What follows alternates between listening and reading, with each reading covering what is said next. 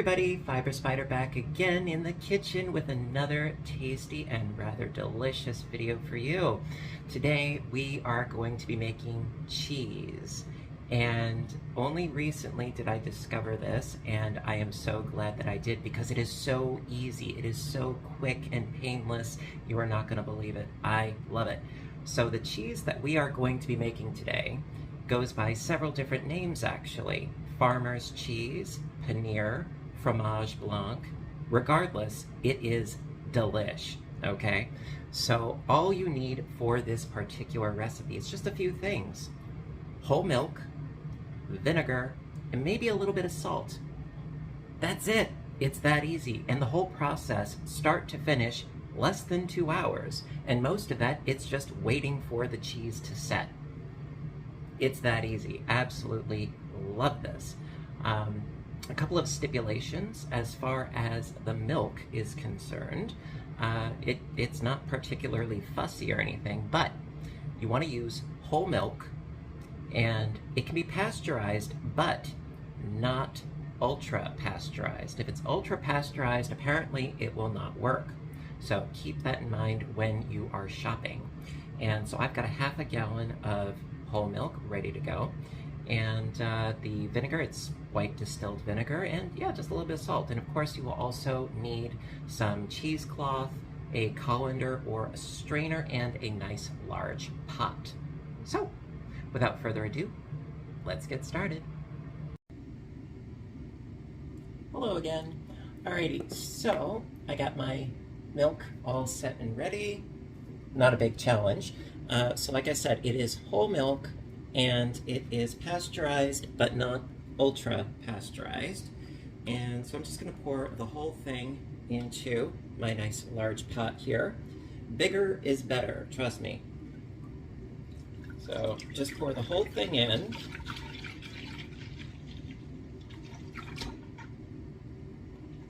There we go. Now, if you have a particularly large stock pot, you could double this recipe. However, because there is a chemical reaction that goes on, and it isn't necessarily 100%, I would suggest, if you're first trying this, do a smaller batch first, like this, just using a half a gallon. Personal opinion, take it for what you will. So right now, I'm just going to heat this up at a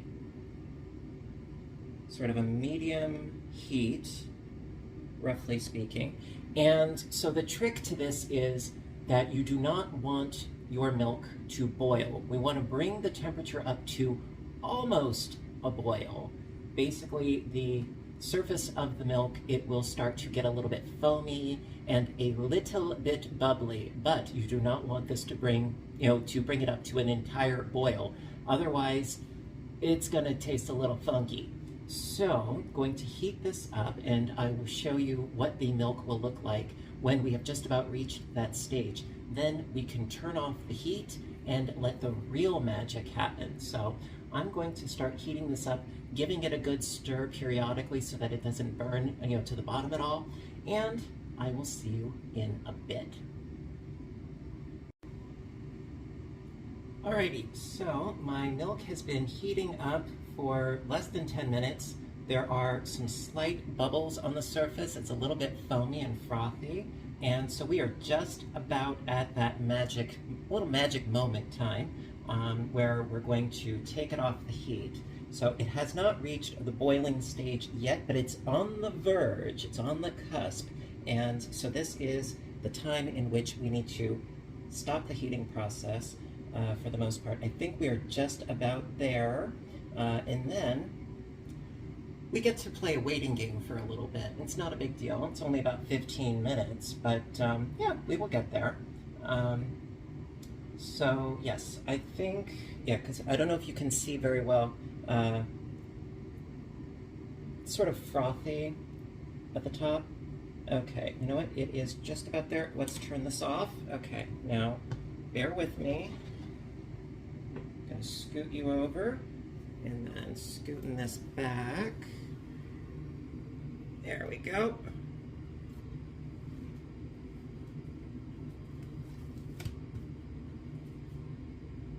so that you can get a nice view of what we have here. So it's a little bit frothy on top. So basically, you're removing it from the heat completely, and then we get to add the vinegar. Now, I have here a 1/4 cup of white distilled vinegar. We're going to pour this in here, and it is, I know, it's going to look funky. Very, very much so. I will be the first to say it. Yes, it will look funky. But yeah, that's a 1/4 cup of white distilled vinegar, and we're going to stir that in. And this is going to effectively curdle the milk. And oh my, it certainly is curdling. You know what? Let me show you a little bit better.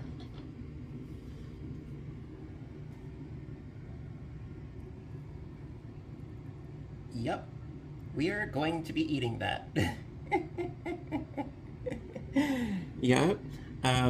If you recall, Little Miss Muffet sat on a tuffet eating her curds and whey. Well, this is curds and whey. The curd is the solid part,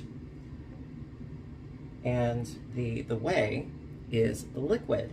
Now, as far as this cheese is concerned, we're just going to be utilizing the curd.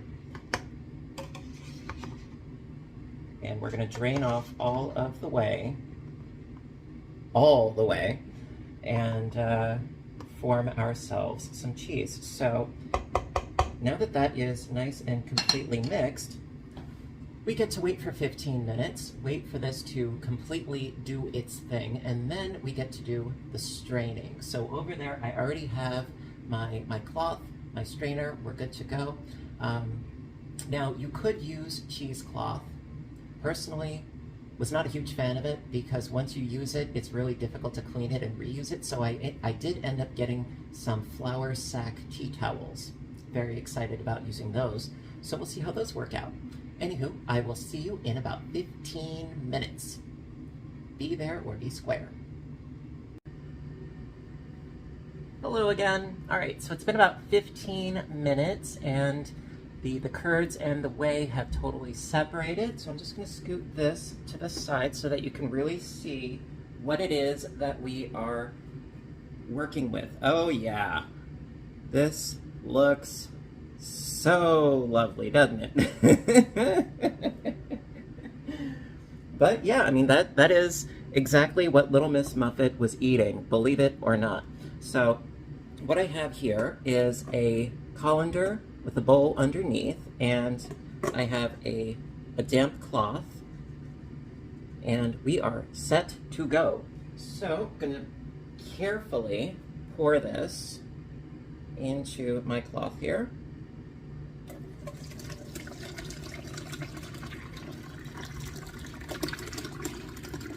Trying not to make too much of a mess here.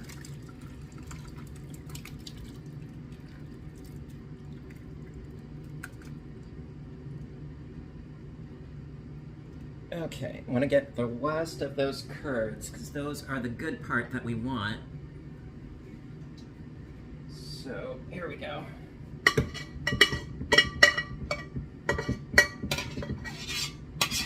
There we go.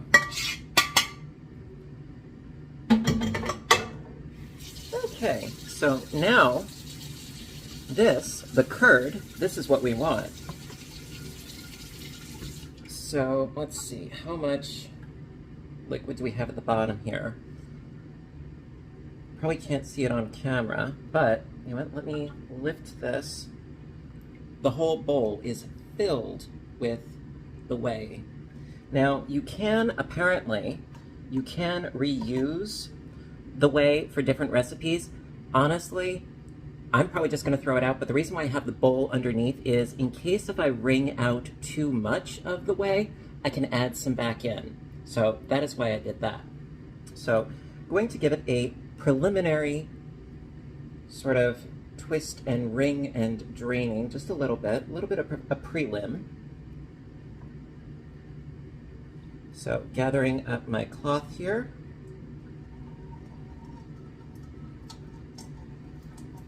Okay, now, seeing as how this is very, very hot still, got some tongs, which will help.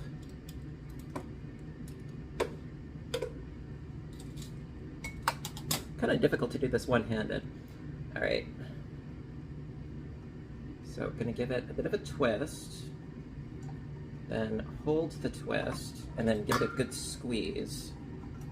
Get some more of the excess moisture out.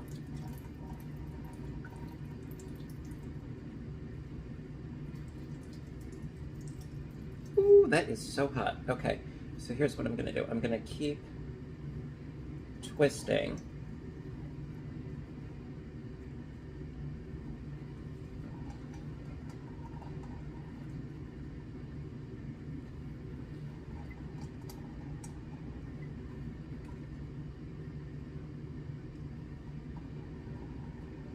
Try to get as much as I can out. Now you don't want to completely get every bit of moisture out, but most of it.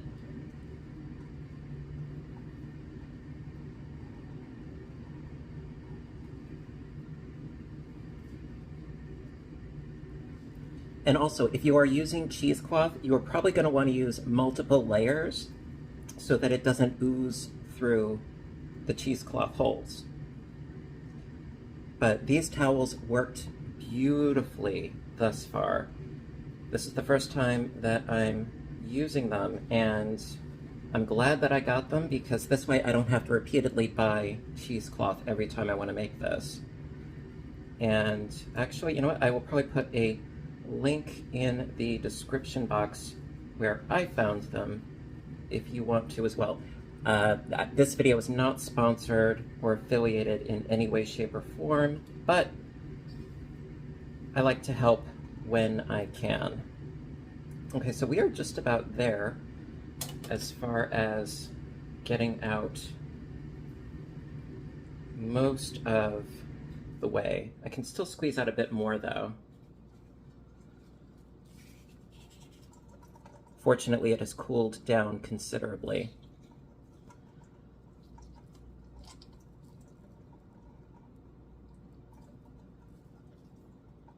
Okay, we are just about there. So, you know what, let me dump out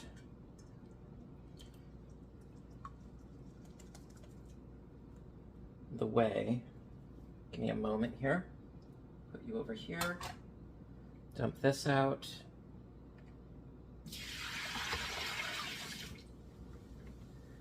Some people even drink that, believe it or not. I don't think I ever would, but apparently some people do. So at this point, since we have most of the whey removed, oh, look at that. That is going to be our cheese. So exciting. At this point, what I'm going to do is I'm going to add in the salt. Okay. So let me get a better spoon for this. Sort of break this up a little bit. Looks good so far. Believe it or not, this is what we are going for. So at this point, I'm going to add 1 teaspoon of salt, roughly.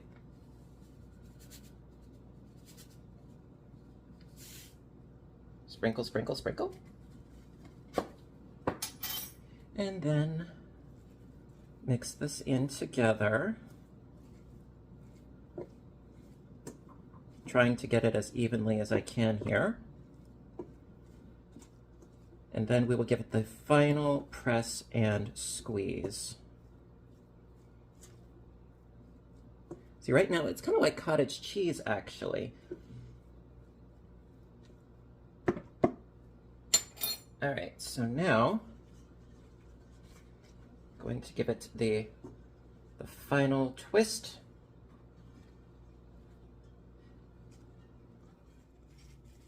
Now, some people actually go so far as to tying this up and draining it for, you know, however long. When I made this, I really didn't think that that was at all necessary. So you just get a little bit more of the moisture out. Give it a good, nice squeeze, nice round shape here.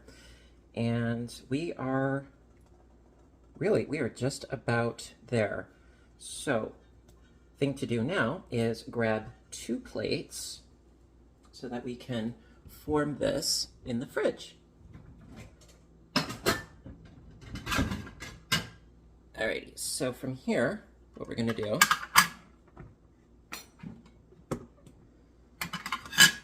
just a little small snack plate here.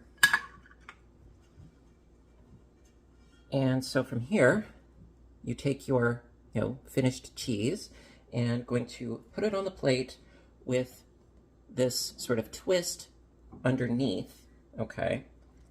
Give it a slight press down. See, that's where I've got the tail sticking out on the side there. Give it a slight press down. Then get your second plate and stick that on top. And then yes, you have this sort of tail sticking out the side there.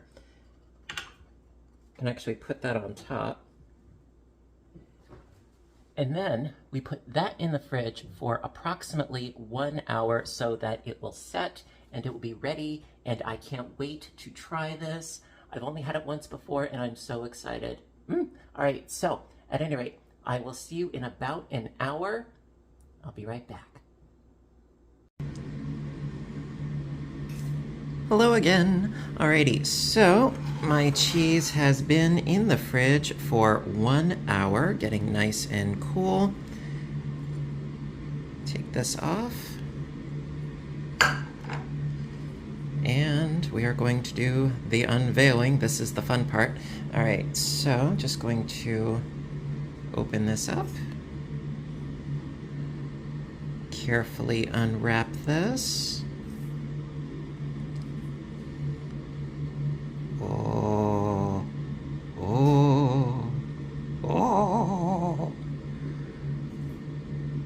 Grab you. Okay, and then carefully remove our cheese from the cloth.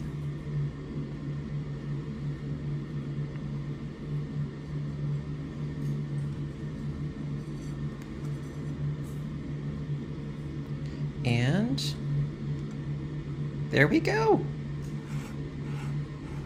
Our finished cheese. Yes, we did it. All right, so I'm gonna slice this up and I will be right back. Alrighty, so now for the moment of truth. I sliced up my cheese, I got some crackers. Actually, I made these crackers and I think I might be doing a video on how to make them as well in a future video. And let's dig in, shall we? So the best way that I could describe this cheese is the taste is akin to cottage cheese as far as the flavor. The texture, it's more like a feta, if you will. And if you add a little bit more whey, it could even be more spreadable, if you will. But I like to be able to slice the cheese. I don't cut the cheese. Nope, I slice the cheese.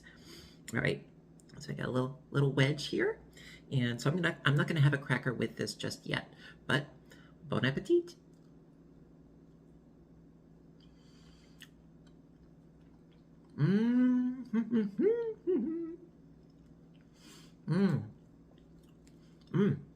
It's got a touch of the saltiness. It's got the creaminess. It's a little bit crumbly, very smooth. You don't taste the vinegar at all. It doesn't have any sort of like a sour flavor to it, even though this is, in essence, it is curdled milk. It does not taste sour. It doesn't taste like it went off. No, it tastes delish.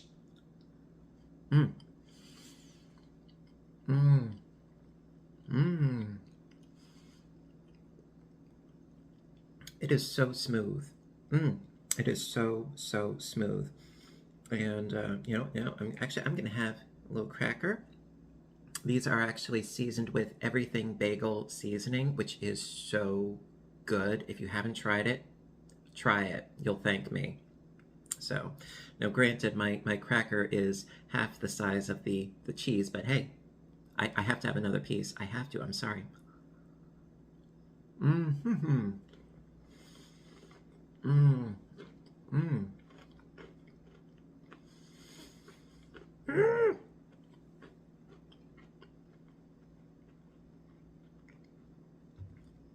This is so good. Mm.